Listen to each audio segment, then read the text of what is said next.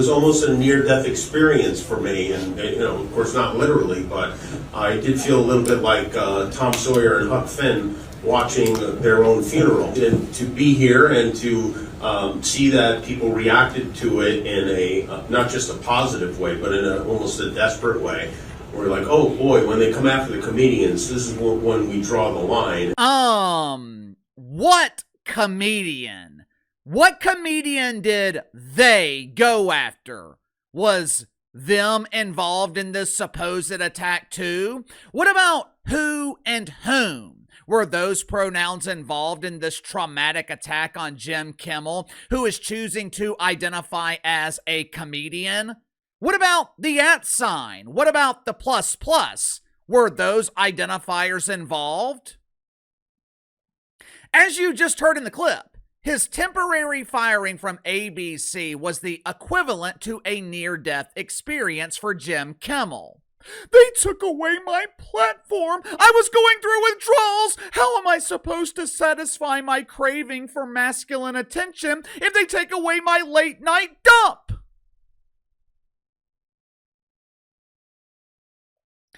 You know, I almost feel sorry for Jim Kimmel. Almost. Jim Kimmel is the dork from high school who has spent his entire adult life trying to prove to the cool kids that he's not a dork. He has spent the last few decades begging to be accepted into Club Doofus. This dude played the boodle flute when he was in high school, or maybe it was the clarinet. Hell, I don't know. It was one of those instruments that rotated from his mouth to his ass. Instead of being the captain of the football team or the basketball team, captain of the baseball team, soccer team, Jim Kimmel was the captain of the woodwind section of the band. Mommy, look at me! I play the flute!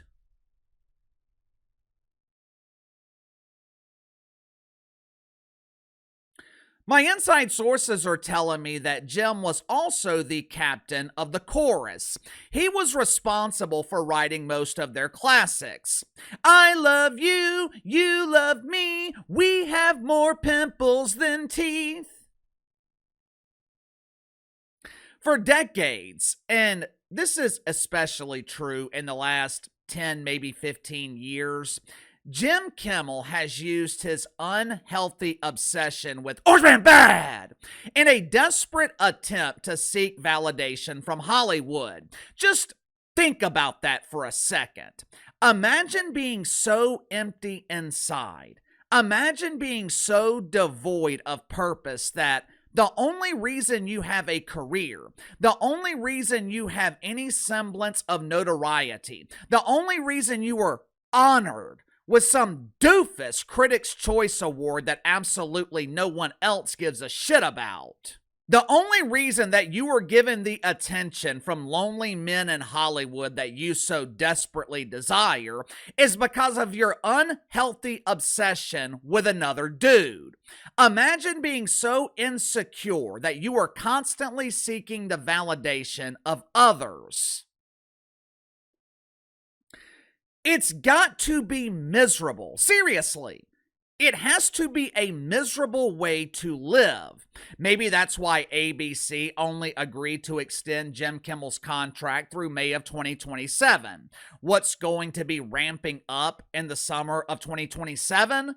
The presidential primaries. At that point, Donald Trump will have about 18 months left in the White House, and ABC knows that once Donald Trump leaves the White House, Jim Kimmel no longer has a career. Make sure to like and subscribe. You can follow me on Twitter at KC_BTL84. Link to the second channel in the description below. Today on the second channel, going to be talking about the NFL once again exploiting their fan base. Uncle Roger has decided to put arguably the most compelling playoff matchup of the weekend behind a paywall. Basically, it's a pay-per-view event. I'll explain why the NFL is doing this, so click the link in the description or the pinned comment below and subscribe to the second channel. Also, quick programming update.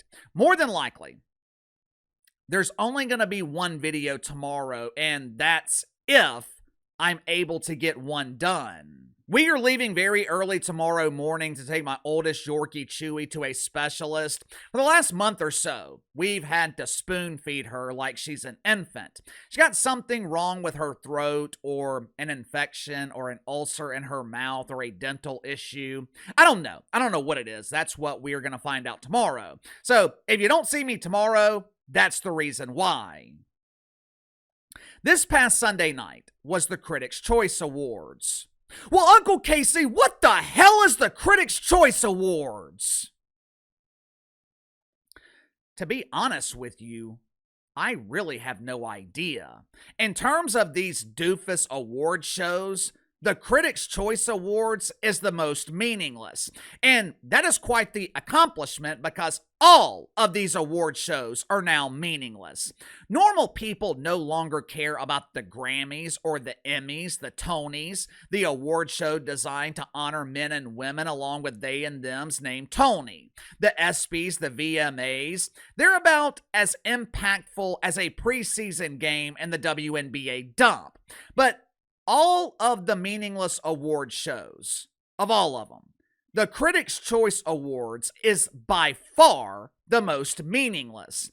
The event took place Sunday night at the hangar of the Santa Monica Airport.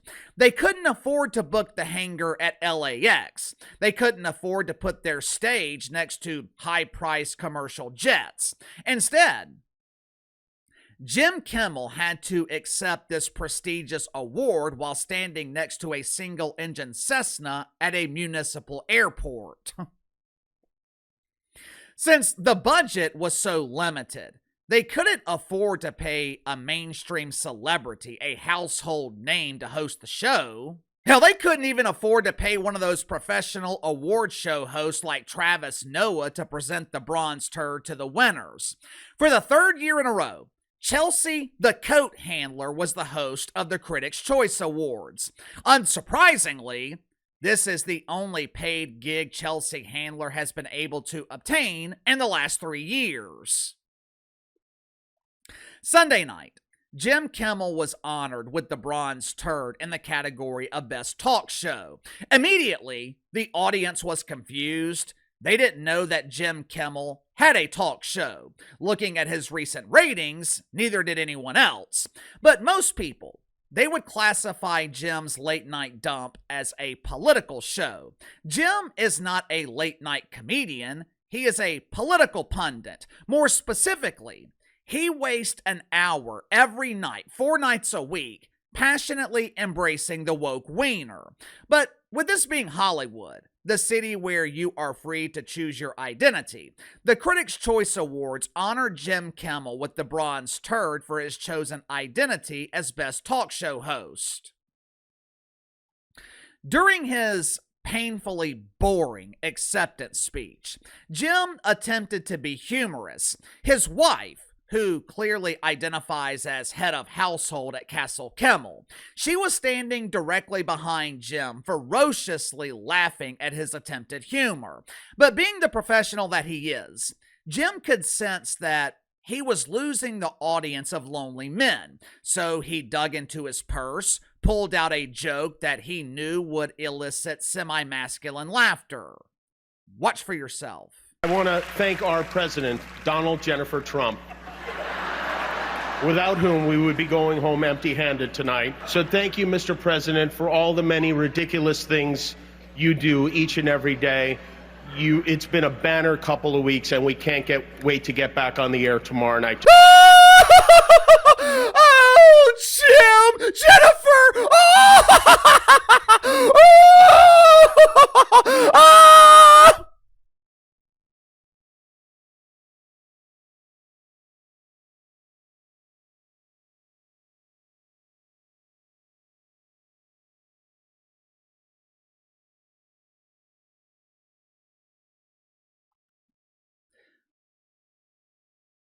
Jim Kimmel might be excited to return to his late night dump, but like the rest of America, executives at ABC are patiently counting down the days to its extinction.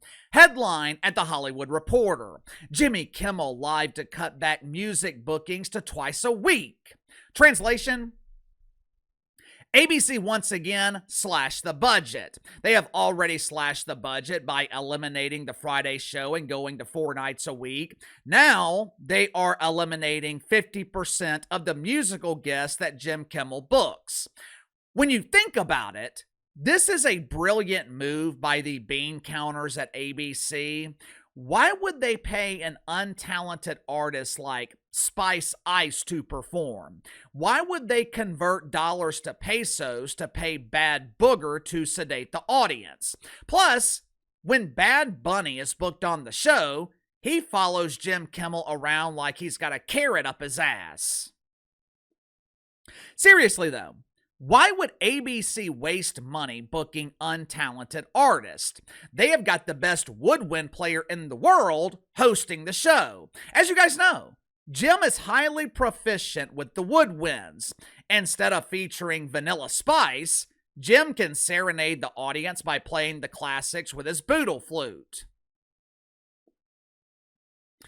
Right now, we are witnessing the slow, painful demise of late night television, which is traumatic and terrifying for Jim Kimmel because this platform is the only way he gets noticed. This platform is his only source of validation.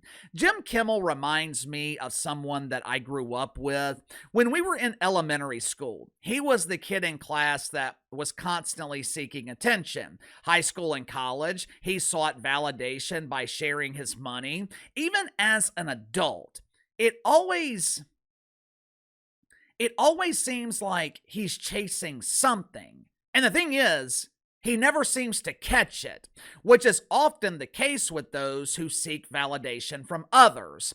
It's often the case with those who base their self-worth on what other people think of them. On the surface, Jimmy Kimmel should be content. I know I make fun of him all the time, but Jimmy Kimmel has had a very successful career. In the business of entertainment, it is incredibly difficult to have longevity. To his credit, Jimmy Kimmel has a career that has spanned 30 years. He's incredibly wealthy. I don't know his net worth, but I would imagine that Jimmy Kimmel is worth 40, 50, maybe $100 million.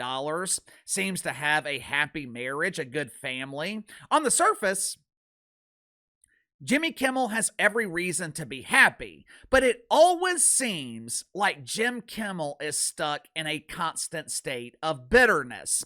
The dude is miserable. Why? Anytime you obsessively hate someone, anytime you're intently focused on someone else, you're not hurting them, you're hurting yourself. Living every day with an insatiable hatred of Donald Trump, it has got to be a miserable way to live. Seriously, look at the people who vehemently hate Donald Trump, not the people who disagree with him. I'm talking about the people with an unhealthy obsession. Jim Kimmel, Stephen Colbert, Sean Squires, Elizabeth Warren and her pretend husband Squanto, Tim Walz, the Yentas on The View. They're a constant source of misery, and in their quest to remain famous, they are becoming increasingly irrelevant. Sound off in the comments below. I'll see you guys later.